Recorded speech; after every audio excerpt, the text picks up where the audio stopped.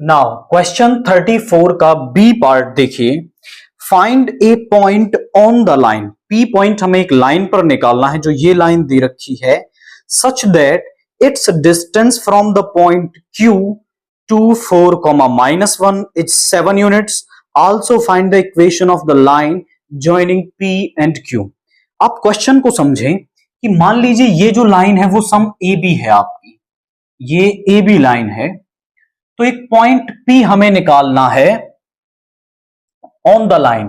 इस लाइन पर ही कोई P पॉइंट निकालना है सच दैट कि उससे की जो Q से डिस्टेंस है, मान लीजिए यहां पर कोई पॉइंट Q है जिसका कि हमें कोऑर्डिनेट्स जो दे रखे हैं 2, 4, -1 दे रखे हैं, इज 7 यूनिट्स। ये जो डिस्टेंस है वो 7 यूनिट्स हो, इस तरह से मुझे ये पॉइंट P फाइंड आउट करना है और इस फिर PQ की मुझे इक्वेशन भी निकालनी है। आई रिपीट माई वर्ड्स कि हमें पॉइंट P निकालना है सच दैट कि ये डिस्टेंस 7 यूनिट्स हो और पॉइंट P इस लाइन AB पर होना चाहिए एंड यहां पर इसके बाद हमें इस PQ की इक्वेशन भी निकालनी है।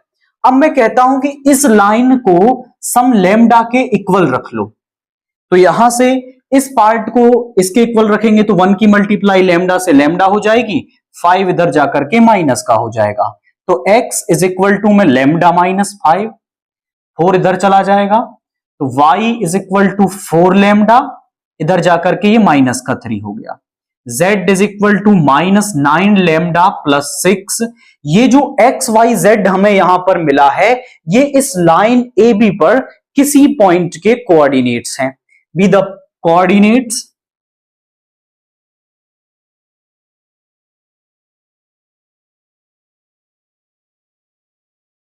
Of any point on the line AB। ये इस लाइन AB पर किसी पॉइंट के कोऑर्डिनेट्स हैं। मैं कहता हूं for some value of lambda, for some value of lambda, these are the coordinates of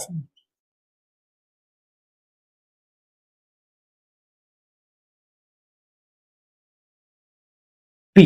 मैं कहता हूं कि लैम्डा की कुछ खास वैल्यू के लिए ये इस P पॉइंट के कोऑर्डिनेट्स हैं। अब जब P पॉइंट के कोऑर्डिनेट मुझे मिल गए तो मैं PQ डिस्टेंस निकाल सकता हूं बाय डिस्टेंस फॉर्मूला। तो क्या कहती है यहां पे x2 - x1 यानी लैम्डा -5, x2 इसमें से 2 सब्ट्रैक्ट कर देंगे का स्क्वायर, y2 - y1 का स्क्वायर यानी 4 लैम्डा -3, इसमें से 4 को माइनस कर देंगे, -9 लैम्डा प्लस का 6 माइनस, और वो माइनस का 1 है तो प्लस का 1 हो जाएगा का स्क्वायर, इसका अंडर रूट।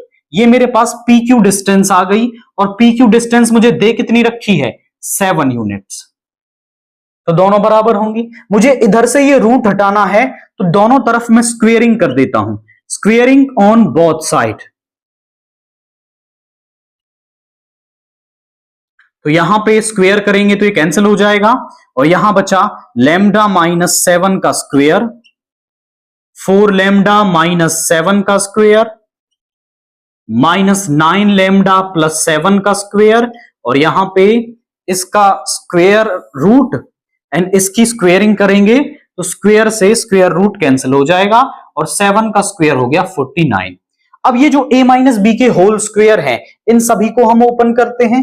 a - b का whole square a square plus b square -2ab, a square plus b square -2ab यानी 2 7 जा 14, 14 4 जा 56 लैम्डा, a स्क्वेयर यानी 81 लैम्डा स्क्वेयर, b स्क्वेयर यानी कि 49 एंड प्लस का 2ab आएगा बट वो माइनस का हो जाएगा, तो यहां पे आया 2 9 जा 18, 18 इंटू 7 हो गया आपका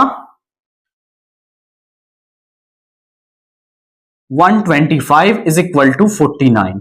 यहां पर अब आपका 49 से 49 कैंसिल हो गया, इधर ले जाओगे तो 0 बन जाएगा, lambda square 16 lambda square 81 lambda square, तो ये हो गया हमारा दैट इज यहां पे 82 82 plus 6 is 88 plus 10 is 98 lambda square. Lambda वाले पार्ट को ऐड करते हैं, यहां है माइनस का 14 और यहां पर है आपका माइनस का 56 और यहां पर है माइनस का 125। तो यहां पे हो गया आपका 15 1 एंड यहां पे आ गया आपका दैट इज 2 5 7 और 2 9 एंड यहां पे आपका आ गया 195। That is I think there is a mistake, 126 आएगा यहां पर, 18 7 जा 126, दैट इज 18 7 जा 126 आएगा। तो यहां पे ये 196 हो जाएगा, तो ये आ गया माइनस का 196 लैम्डा। एंड आफ्टर दैट हम यहां पे एक 49 तो कैंसिल हो गया, 49 प्लस 49 करेंगे तो 98 इज इक्वल टू 0। अब यहां से हम 98 कॉमन ले लें तो यहां पे बचेगा लैम्डा स्क्वेयर माइनस यहां पे 2 lambda plus 1 is equal to 0। ये इधर डिवाइड में आ जाएगा और 0 बन जाएगा, ये बन गया लैम्डा माइनस 1 का स्क्वेयर इज इक्वल टू 0। तो इसका मतलब लैम्डा माइनस 1 भी 0 होगा, तो इसका मतलब है कि जो लैम्डा की वैल्यू है वो 1 आ गई है। तो यहां से मुझे लैम्डा की वैल्यू मिल गई। मैंने किया क्या है, मैंने इस लाइन पर किसी पॉइंट P के कोऑर्डिनेट निकाल दिए, आफ्टर दैट फिर उसका स्क्वेयरिंग किया तो यहां से मुझे लैम्डा की वैल्यू मिल गई। तो कोऑर्डिनेट्स ऑफ P मेरे पास क्या आ जाएंगे, कोऑर्डिनेट्स ऑफ P मेरे पास आ जाएंगे, कोऑर्डिनेट्स ऑफ P यहां लैम्डा की वैल्यू रखते जाओ, माइनस का 4 यहां रखेंगे तो प्लस का 1 एंड यहां पे आ रखेंगे तो आप माइनस का 3। ये मेरे पास इस पॉइंट P के कोऑर्डिनेट आ गए।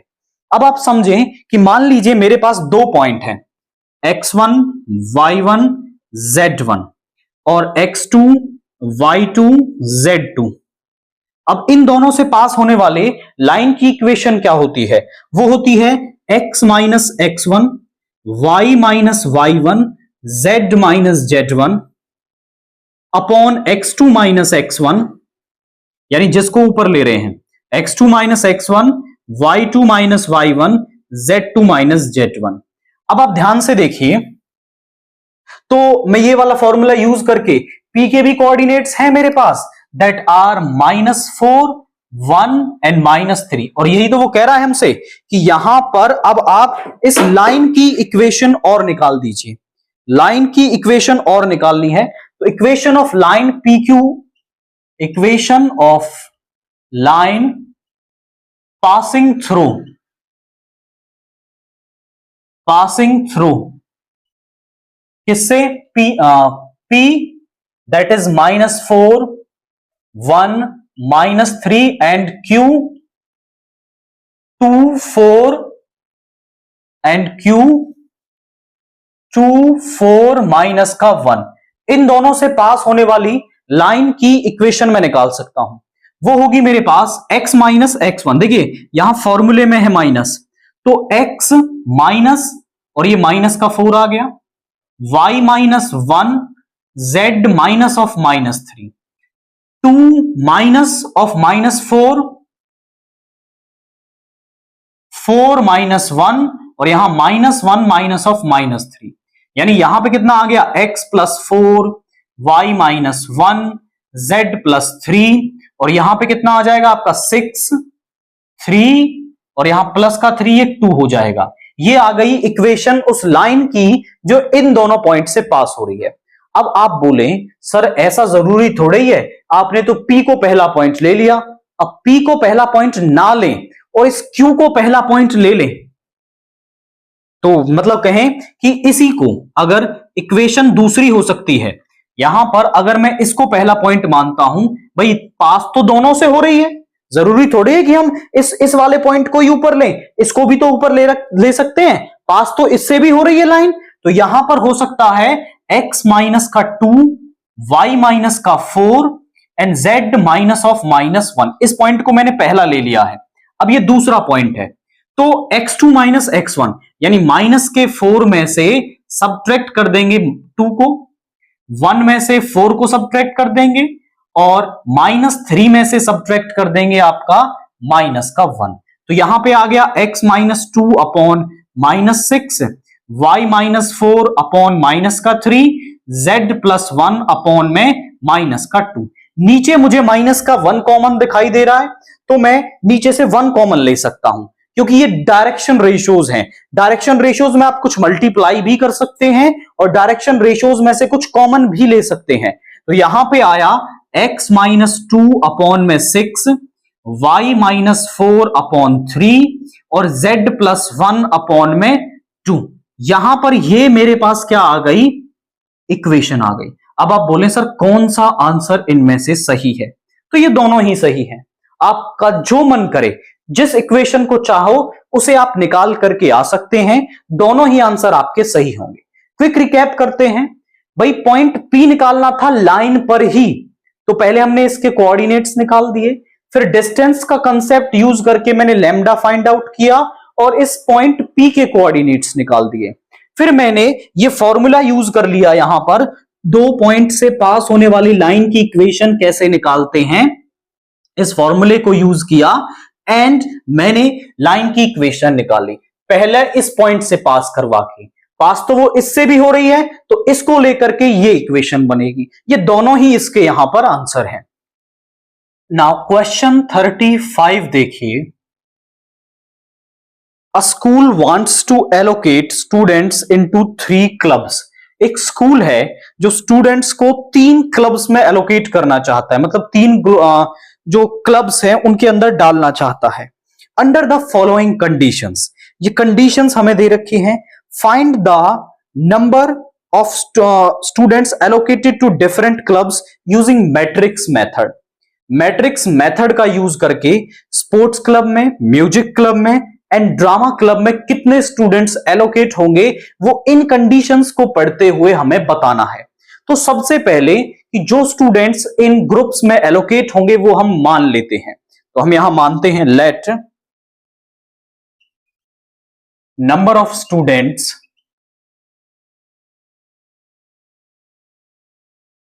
Allocated in sports. स्पोर्ट्स में कितने स्टूडेंट्स एलोकेट हुए हैं वो हमने मान लिए, वो x हैं। Second, number of students allocated in music. Music में कितने एलोकेट हुए हैं, वो y हुए हैं।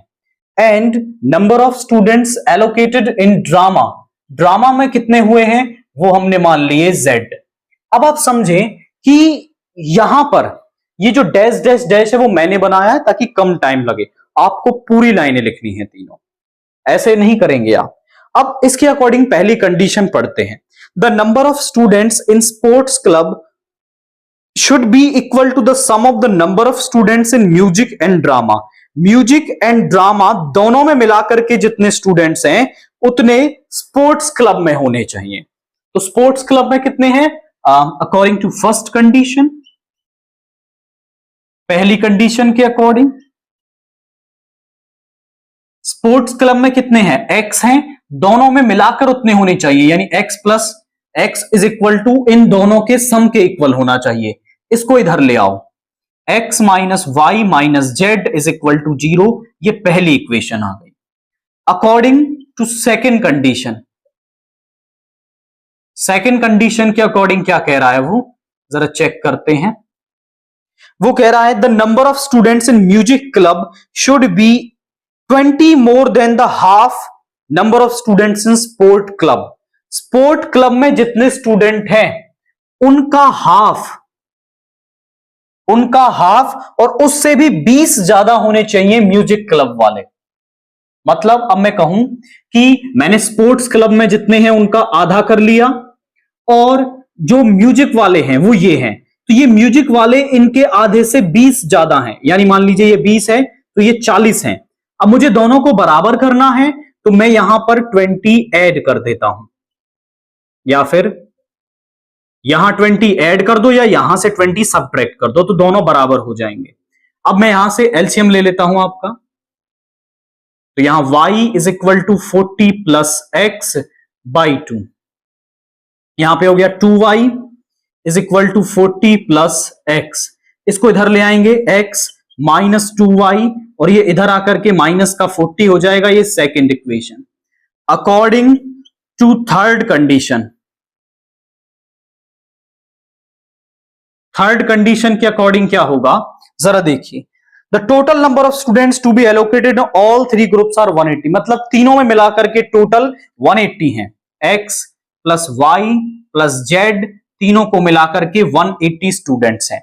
तो मेरे पास यहां पर एक्स वाई जेड में तीन इक्वेशंस बन गई हैं। अब ये तीनों इक्वेशंस जो बनी है इनको हम सॉल्व करेंगे। तो हम यहां पे लिखते हैं system of equations is, system of equations is, वो हमारे पास है that is x minus y minus z is equal to 0। यहां पे है आपका x minus 2y is equal to minus का 40, और यहां पे है x plus y plus z is equal to 180। इस सिस्टम ऑफ इक्वेशंस को हम मैट्रिक्स मेथड में एक्सप्रेस कर सकते हैं। Above system of equations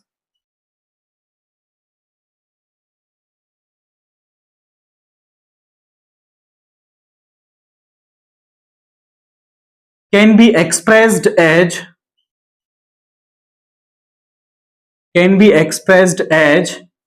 ax is equal to b। इसको ax is equal to b की फॉर्म में एक्सप्रेस किया जा सकता है, जहां पर a जो है वो एक 3x3 की मैट्रिक्स होगी। 1 minus 1 minus 1, 1 minus 1 minus 1, x minus 2, sorry x नहीं 1, x का कोफिशिएंट 1, माइनस 2 0 1 1 1। x क्या है, एक कॉलम मैट्रिक्स, जो भी वेरिएबल्स हमें फाइंड आउट करने हैं, और b होगा जो इज इक्वल टू में एलिमेंट्स लिखे हुए हैं माइनस का 40, यहां पर 180। अब सबसे पहले जो ये हमारा a है, इसका सोल्यूशन निकालने के लिए हम सबसे पहले इसका डिटर्मिनेंट फाइंड आउट करते हैं। तो इसका डिटर्मिनेंट फाइंड आउट कर लेते हैं। एक्सपेंडिंग अलोंग रो 1, तो 1, इस रो इस कॉलम को छोड़ेंगे माइनस का 2 माइनस 0, यहां माइनस फॉर्मूले से, और ये माइनस का 1 आएगा तो ये प्लस का 1 हो जाएगा। इस रो इस कॉलम को छोड़ेंगे 1 माइनस 0, माइनस का 1, इस रो इस कॉलम को छोड़ेंगे 1 माइनस फॉर्मूले से, ये माइनस का 2 तो ये प्लस का 2 हो जाएगा।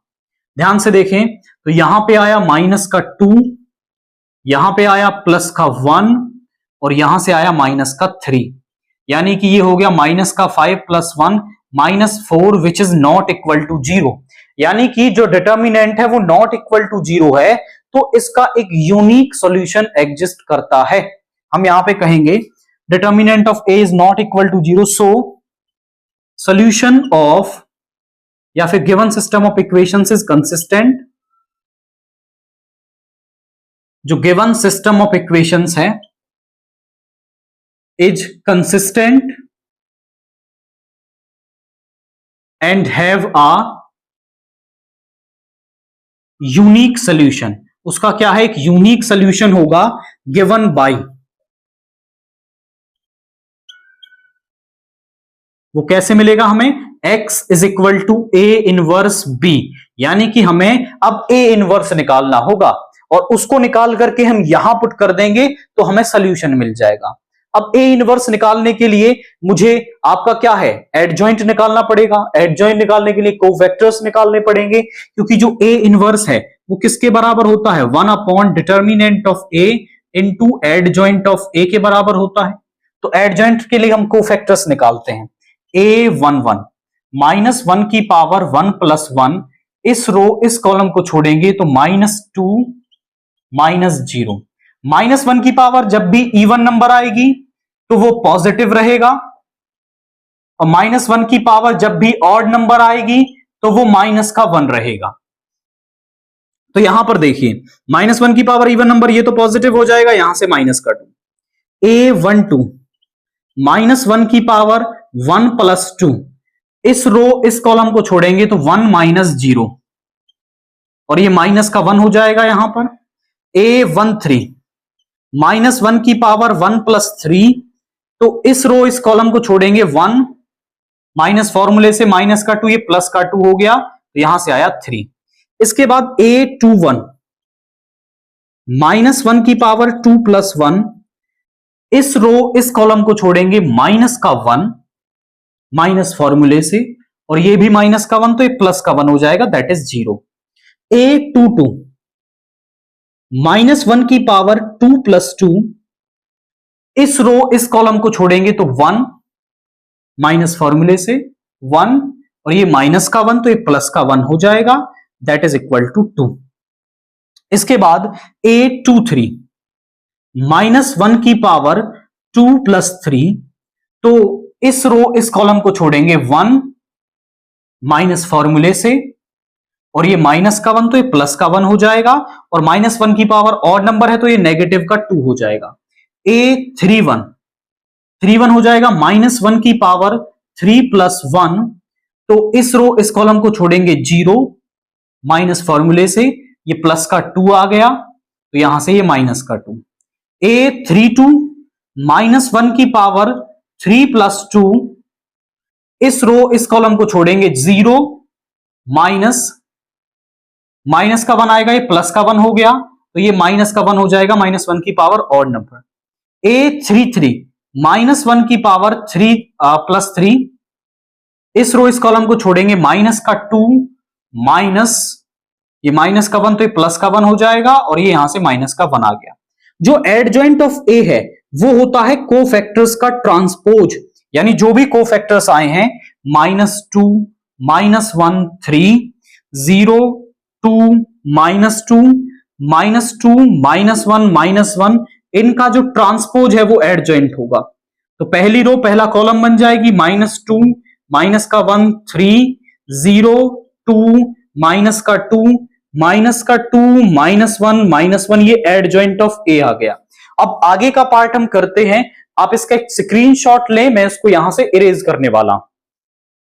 नाउ एडजॉइंट ऑफ ए मिल गया, सॉल्यूशन हमें यहां रखने से मिलेगा, तो हमें ए इनवर्स की नीड होगी यहां रखने से। x is equal to A inverse B, या तो आप ए इनवर्स निकाल के यहां पुट कर लो, भाई ए इनवर्स में भी तो वैल्यू निकालनी है, या फिर ए इनवर्स की जगह ये वैल्यू रख के और एक स्टेप आपका कम हो जाएगा।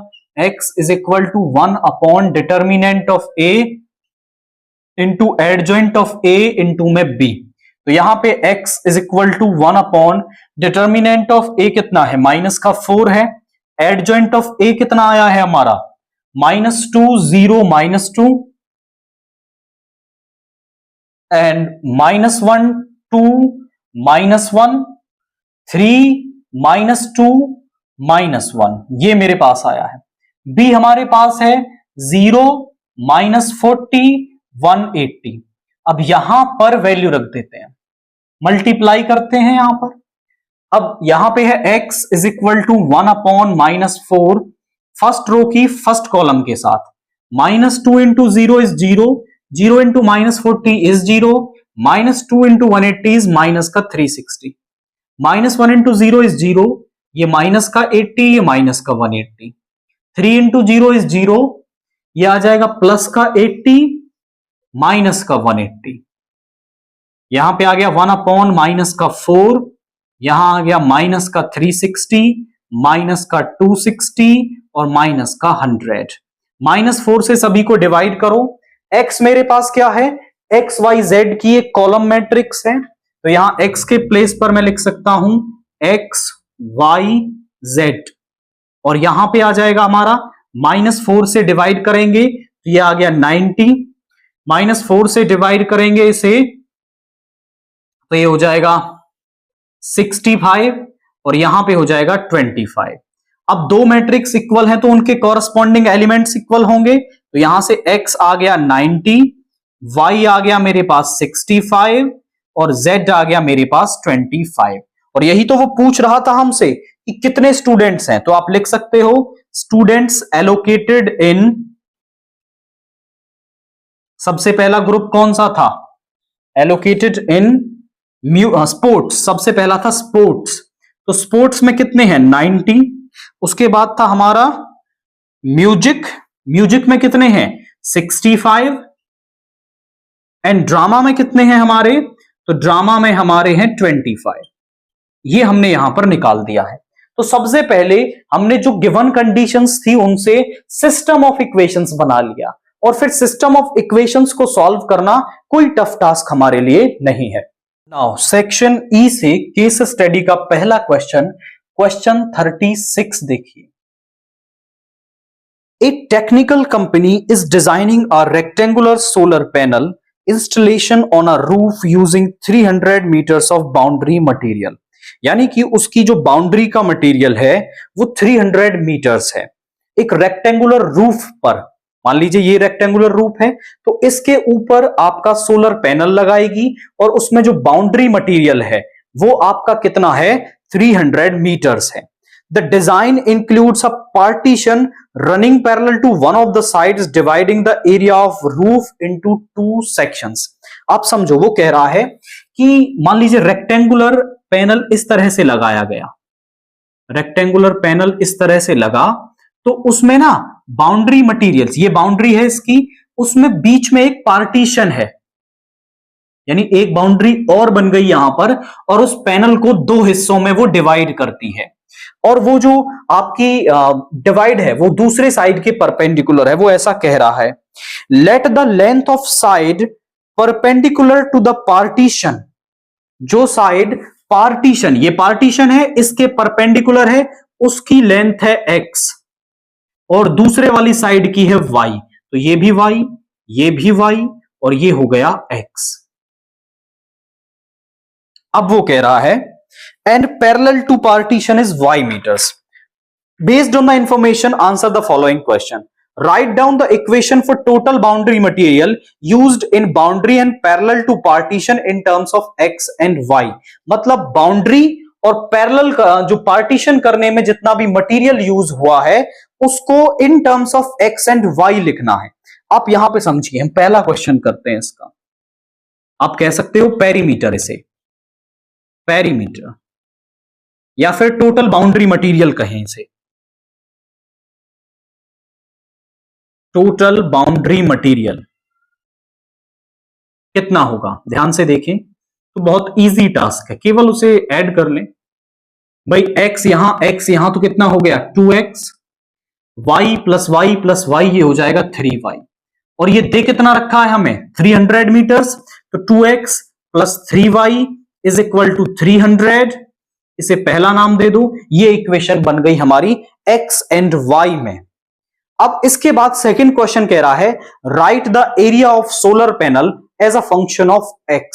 मतलब हमें इस सोलर पैनल का एरिया निकालना है as a function of x, उसे फंक्शन ऑफ x बनाना है।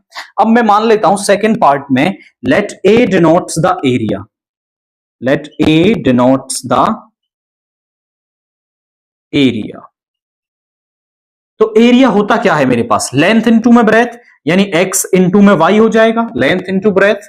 अब y जो है वो मुझे यहां से निकालना पड़ेगा, यहां से फ्रॉम फर्स्ट। अगर मैं y की वैल्यू निकालता हूं तो वो हो जाएगी which implies 3y is equal to 300 minus का 2x and y is equal to 300 minus 2x upon 3। तो यहां y की वैल्यू रख देते हैं x इंटू 300 माइनस का 2x अपॉन में 3। ये मेरे पास एरिया आ गया इन टर्म्स ऑफ x। अब देखो पूरा एरिया जो है वो x में है। अब इसके बाद थर्ड का दो क्वेश्चन दे रखे हैं, a और b पाई। Find the critical points of area of function, use second derivative test to determine the critical points at the maximum area, also find the maximum area.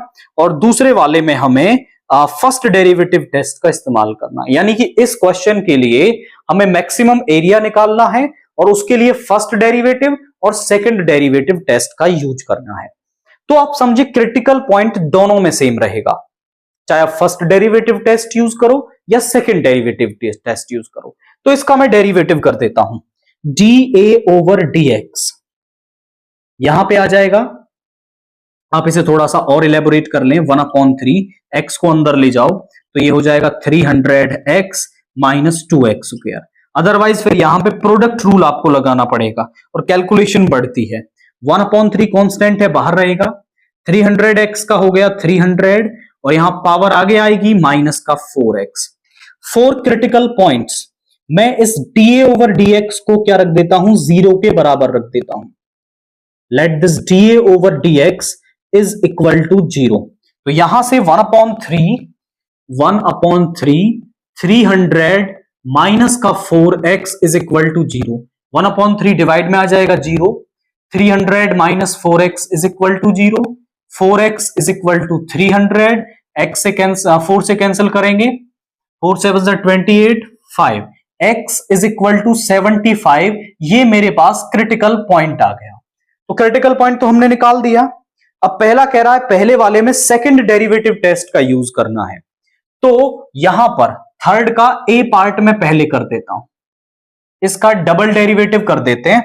Double derivative क्या होगा, d2a over dx square. तो यहां पे 1/3 constant है, बाहर रहेगा, और 300 का 0 हो गया, माइनस 4x का हो जाएगा माइनस का 4, यानी माइनस का 4/3।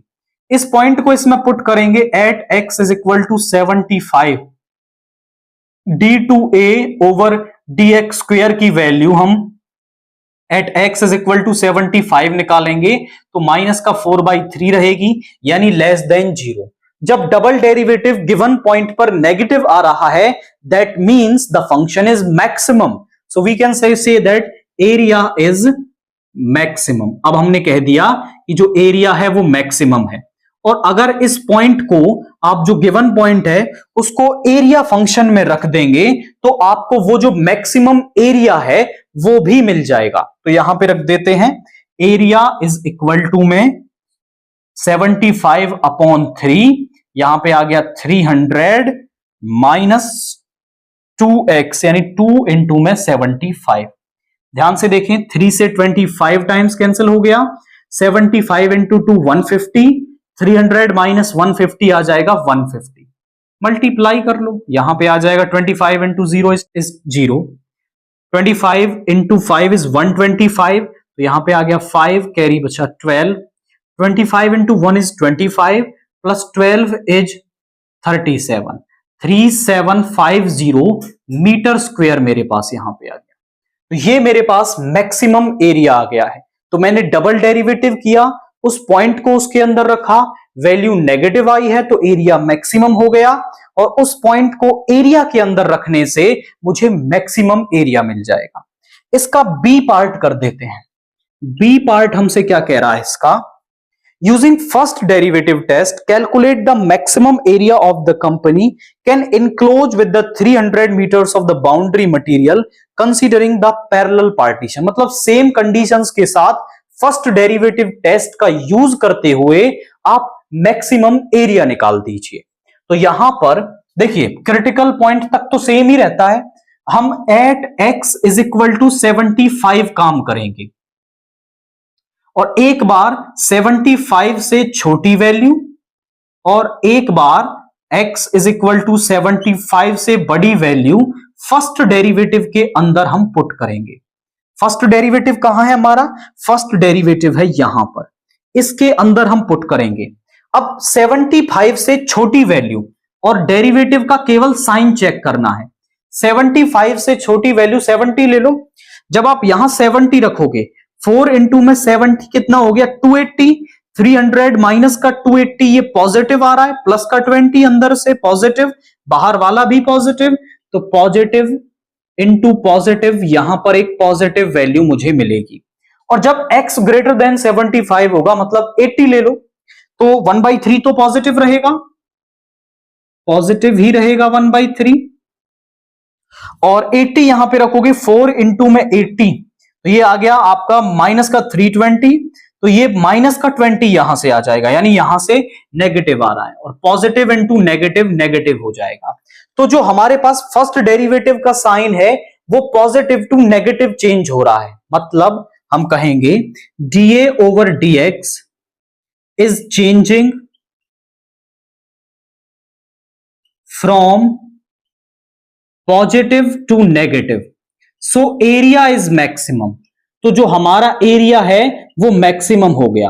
अब सेम काम करना है भाई, देखो मैक्सिमम हो गया, अब इस x इज इक्वल टू 75 को आप एरिया के अंदर पुट कर देंगे, तो जो मैक्सिमम एरिया है वो इतना ही मिलेगा आपको, क्योंकि सेम क्वेश्चन है, मैं बार बार कैलकुलेशन नहीं कर रहा हूं भाई। 75 मैंने यहां पुट किया था ना, यहां पे या यहां पे पुट कर लो, तो वो 3750 ही आएगा, क्योंकि सेम क्वेश्चन है, चाहे फर्स्ट डेरिवेटिव से करो या सेकंड डेरिवेटिव से, एरिया सेम आने वाला है। वो मैक्सिमाइज करके मैंने आपको यहां पर दिखा दिया है। तो फर्स्ट डेरिवेटिव टेस्ट और सेकंड डेरिवेटिव टेस्ट दोनों से पूछ रखा था, और दोनों से और में मतलब आपको तो कोई एक करना था, और में मैंने आपको दोनों करके यहां पर बता दिए हैं। नाउ क्वेश्चन 37 देखिए। A classroom teacher is keen to access the learning of her students the concept of relation taught to them। मतलब वो देखना चाहती है कि वो concept of relations को कितना समझे हैं। She writes the following 5 relation each defined on the set A 1 2 3। यानी 5 relations जो हैं वो इस set A पर डिफाइंड है आपके, और जो A है वो दे क्या रखा है आपको 1 2 3। A जो है वो 1 2 3 दे रखा है आपको, और 5 रिलेशंस उसने लिखे। मैं पहले R1 को लिखूं तो R1 क्या है मेरे पास 2, 3, 3, 2, ऐसे 5 दे रखे हैं। और इसके क्वेश्चंस की हम बात करें तो पहला कह रहा है identify the relation which is reflexive, transitive but not symmetric. ऐसे करके क्वेश्चंस पूछ रहा है। तो पहले ना हम पांचों की कंडीशंस चेक कर लेते हैं कि पांचों जो है वो क्या क्या कंडीशन फॉलो कर रहे हैं, रिफ्लेक्सिव, सिमेट्रिक, ट्रांजिटिव, और फिर जो भी क्वेश्चन उसने पूछ रखे हैं वो हम बता देंगे। तो मैं एक बार कंसेप्ट आपको रिवाइज करवाऊं कि अगर हर एक उस ए के लिए जो ए के अंदर है ए टाइप का एलिमेंट आर में मिल रहा है तो हम उसे कहते हैं रिफ्लेक्सिव। और यहां पे हम बात करें सिमेट्रिक की तो उसके लिए ए बी टाइप के हर एलिमेंट के लिए वहां पर उसका रिवर्स वहां पर होना चाहिए, तो वो सिमेट्रिक होता है। और अगर for all A B and B C belongs to R, वहां पर ए सी टाइप का अगर एलिमेंट आर में है तो हम उसे कहते हैं ट्रांजिटिव। अब आप समझो कि इस R1 में देखो भाई यहां पर 1 है, क्या यहां 1,1 दिखाई दे रहा है आपको कहीं पे? नहीं है, सो नॉट रिफ्लेक्सिव। तो ये यहां पे कहेंगे आप 1 बिलोंग्स टू ए, बट मैं छोटा छोटा लिखूंगा यहां पे 1,1 does not belongs to R1, so R1 is not reflexive. यानी जो R1 है वो रिफ्लेक्सिव नहीं है। आप ध्यान से देखें 2,3, 3,2 इसका उल्टा यहां पे एग्जिस्ट कर रहा है। यानी for all A, B belongs to R, there exist B, A belongs to R। यहां पर उसका उल्टा एग्जिस्ट कर रहा है, सो R इज सिमेट्रिक। यहां पर मैं लिखता हूं इसको रेड पेन से कि ये सिमेट्रिक आपका है।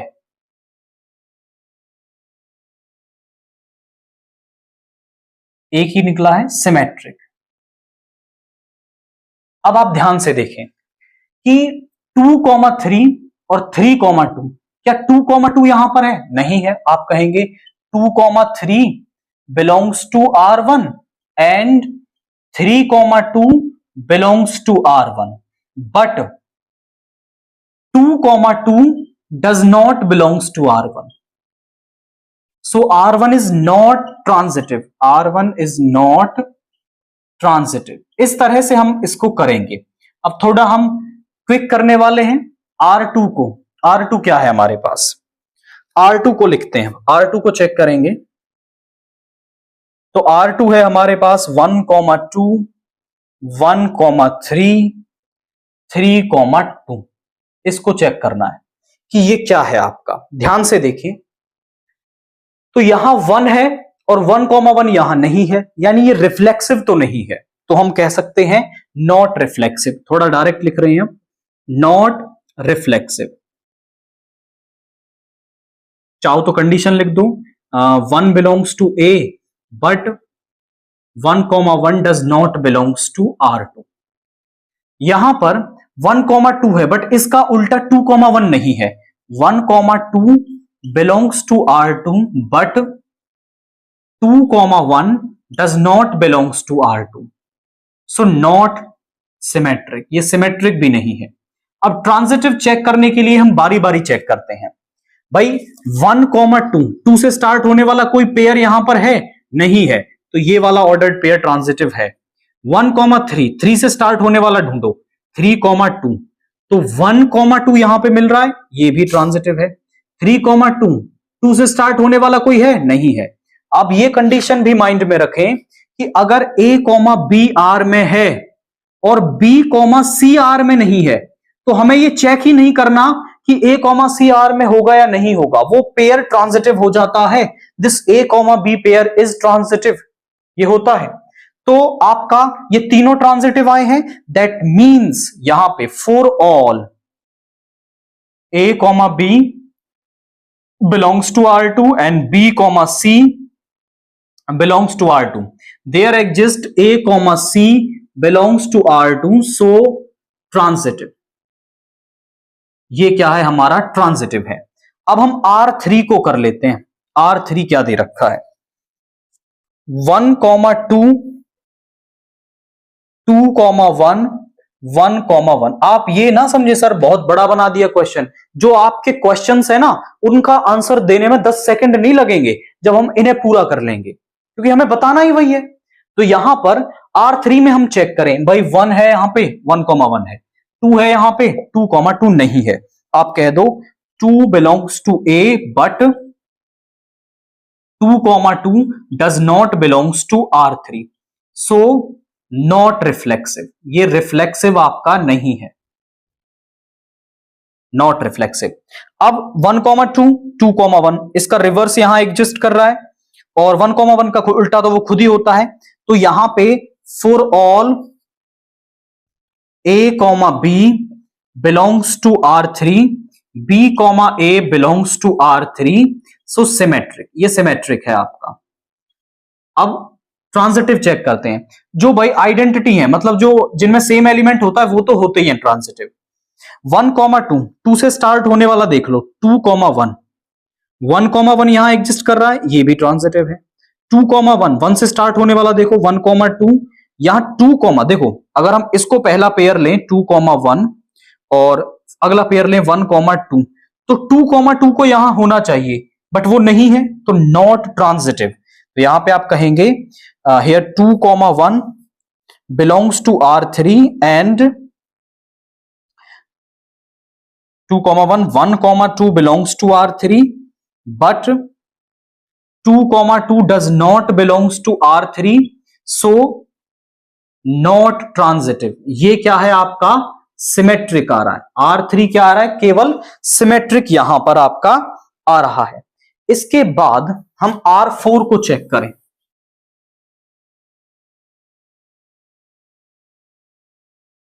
R4 को हम यहां चेक करें तो R4 है हमारे पास 1,1 1,2 2,2 और 3,3। ध्यान से देखिए भाई 1 है यहां पर, 1,1 यहां है, 2 है 2,2 है, 3 है 3,3 है, मतलब A, टाइप का एलिमेंट हमें उसमें मिल रहा है। तो आप कह दें for all A belongs to A, यहां पर A टाइप का A, belongs to R4, so reflexive, ये रिफ्लेक्सिव तो हो गया आपका। सिमेट्रिक चेक करें तो 1,2 है यहां पर, 2,1 दिखाई नहीं दे रहा, सो not symmetric.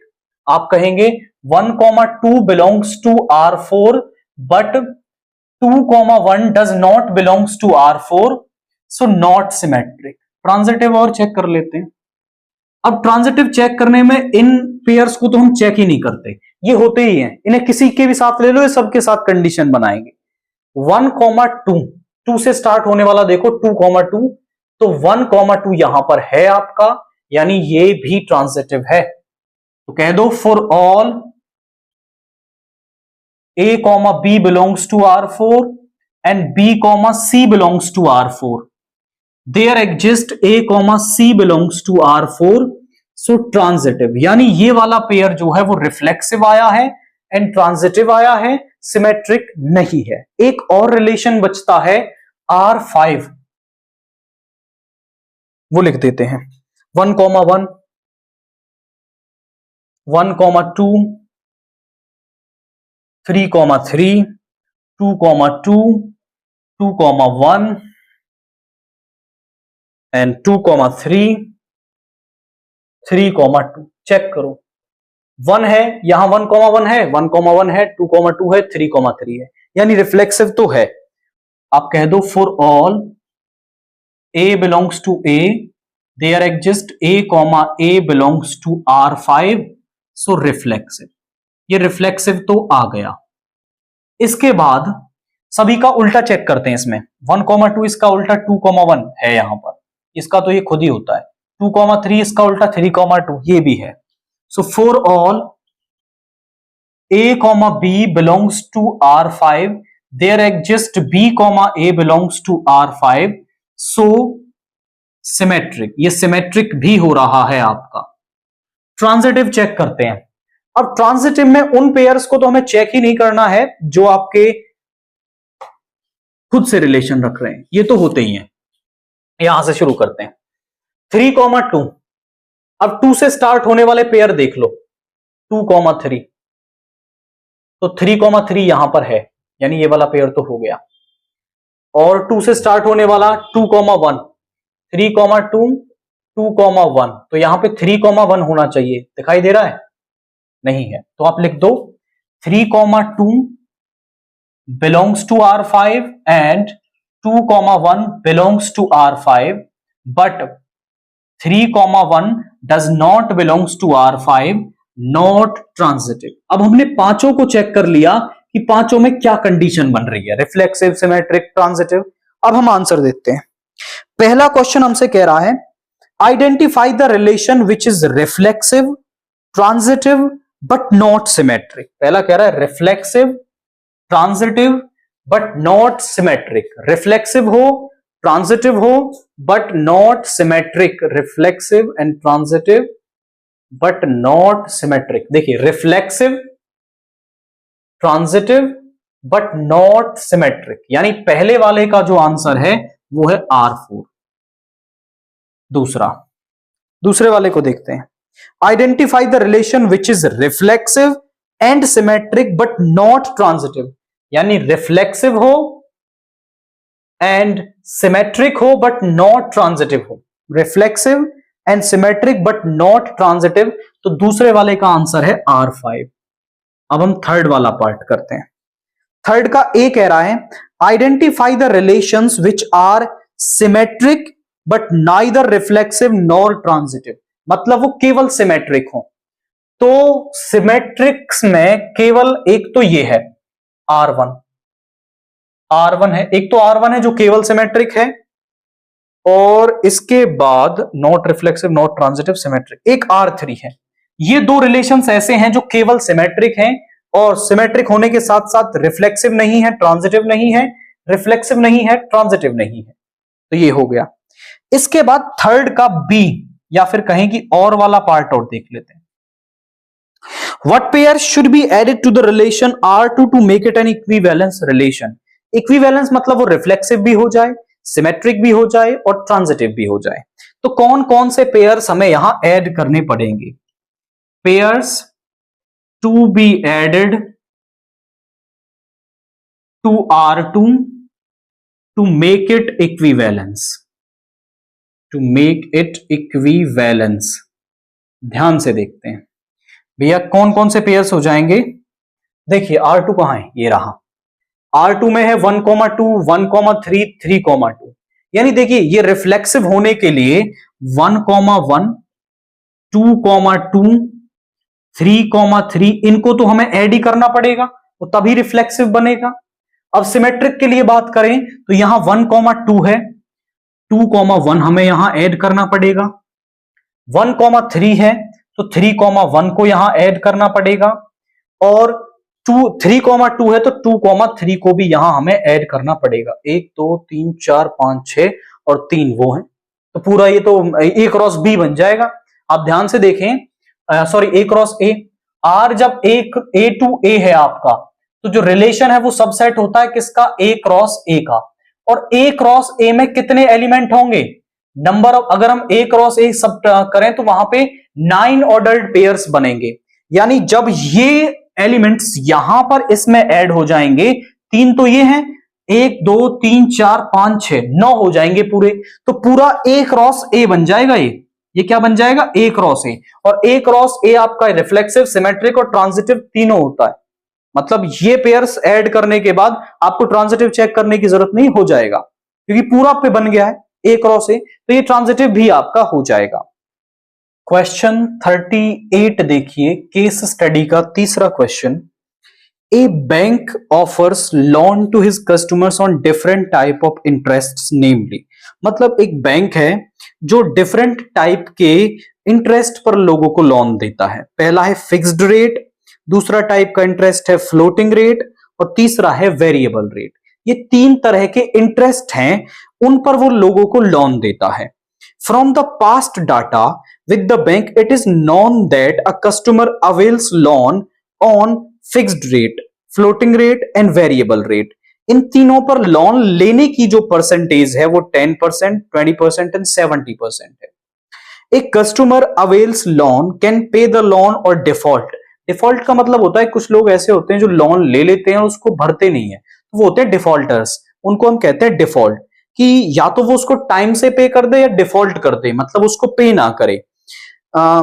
on loan repayment, the bank data suggests that probability that a person defaults on a loan after availing it, मतलब लोन लेने के बाद उसको ना भरे, वो फिक्स्ड रेट वाला होगा, इसका 5% है, फ्लोटिंग रेट वाला होगा 3% है, और वेरिएबल रेट वाला डिफॉल्ट करेगा, इसका 1% है।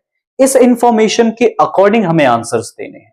तो पहले तो हम यहां मान लेते हैं, late E1 denotes the event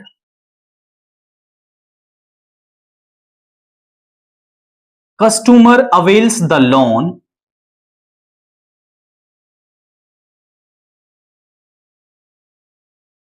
on fixed rate। हमने ये मान लिया कि E1 इवेंट है कि कस्टमर जो है वो लोन ले लेता है फिक्स्ड रेट पर।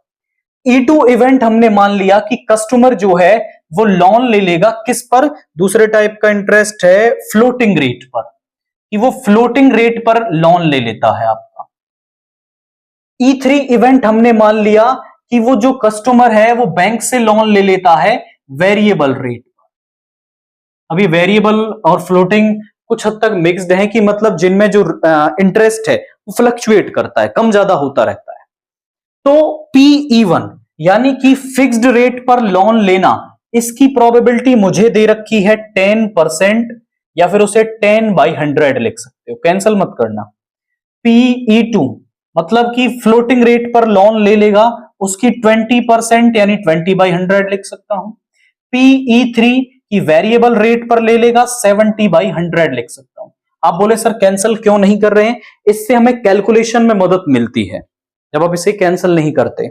इसके बाद वो है कि लोन को डिफॉल्ट करता है, तो मैं मान लेता हूं let A denotes the event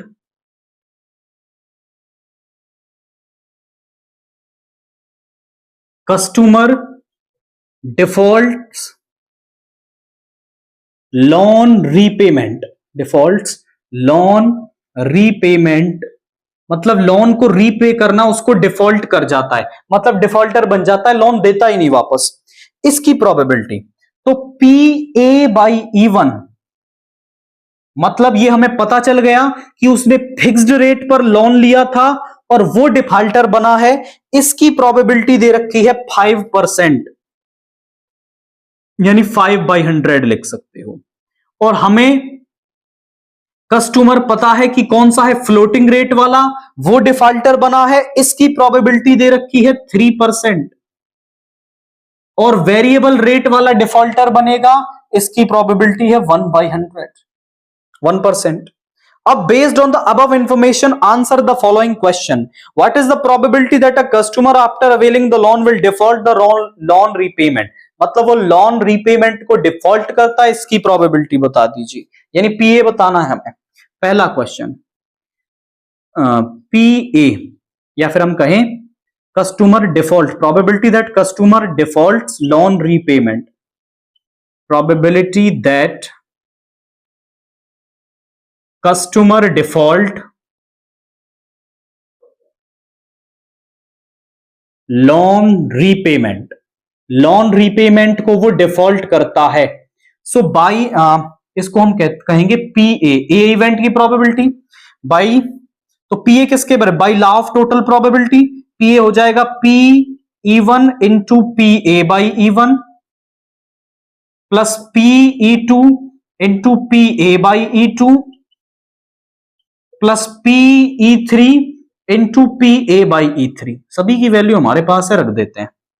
P E one है मेरे पास 10/100, P A by E one है 5/100, पी ई टू है 20/100, ये है 3/100, पी ई थ्री है 70/100, ये है 1/100।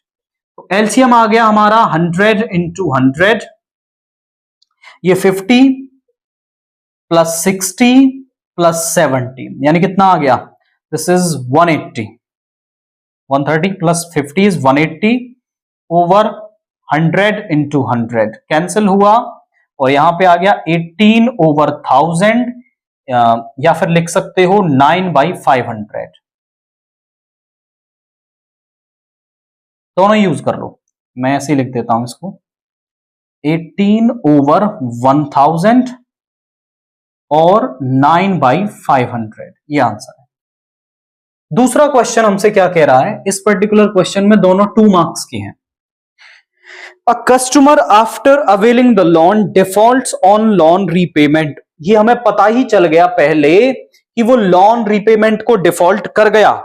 What is the probability that he availed the loan at a variable rate of the interest. मतलब लोन डिफॉल्ट हो गया, ये पहले से पता चल गया।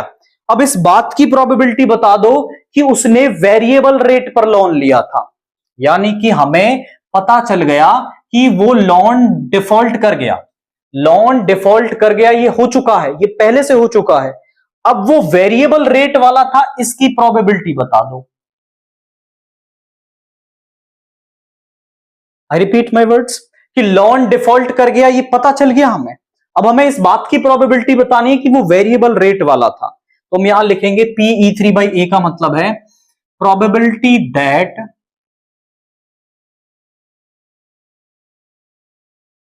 कस्टमर डिफॉल्ट्स लोन रीपेमेंट, वो डिफॉल्ट कर गया। Probability that customer defaults loan of variable rate, customer loan, इसको ऐसे लिखिए probability that customer of variable customer of loan of variable rate defaults when it is given that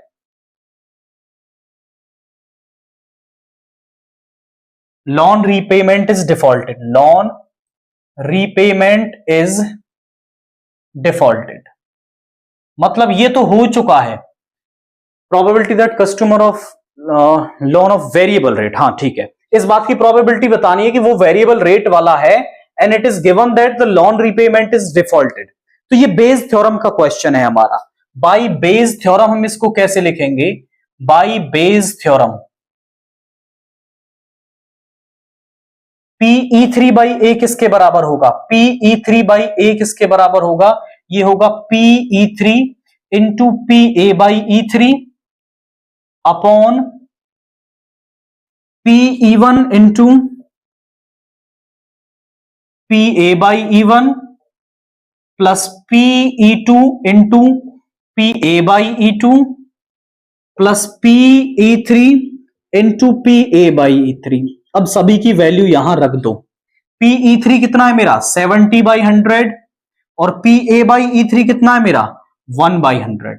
अब आप चाहो तो इसकी वैल्यू यहां रख लो, या फिर ये ना देखो पूरा डाटा ये हमने अभी कैलकुलेट किया है, दैट इज 18/1000 या फिर 180 ओवर, ये लिख लो 180/100 इंटू 100। अब आप बोले सर आपने ये क्यों नहीं यूज किया, ये भी कर लो, बट अगर आप 180/100 इंटू 100 यूज करते हो ना, सो एलसीएम टू एलसीएम पूरा कट हो जाएगा, ये इजी हो गया। आप ये भी यूज करेंगे तो भी सेम रिजल्ट मिलने वाला है। यहां पे हो गया 70/180। यानी 7/18। तो इस बात की प्रोबेबिलिटी कि यहां पर जो लोन रिपेमेंट है वो डिफॉल्ट हुई है, probability that he availed the loan eight variable rate of interest. आप लाइन को सीधा सीधा आप क्वेश्चन से भी लिख सकते हो, वो भी ज्यादा सही है, वो आप क्वेश्चन से लिख दें सीधे सीधे इस लाइन को। इसका मतलब यही है, probability that customer of loan variable rate when it is given that he has defaulted the loan repayment, इसकी प्रोबेबिलिटी बाय बेस थ्योरम हमने यहां पर निकाल दिया। तो इसका 7/18 यहां पे आंसर आ रहा है। इस पर्टिकुलर क्वेश्चन के साथ हमने इस सेट 1 को फिनिश कर लिया है। अब इससे आगे सेट 2 को हम पढ़ेंगे नेक्स्ट वीडियो के अंदर।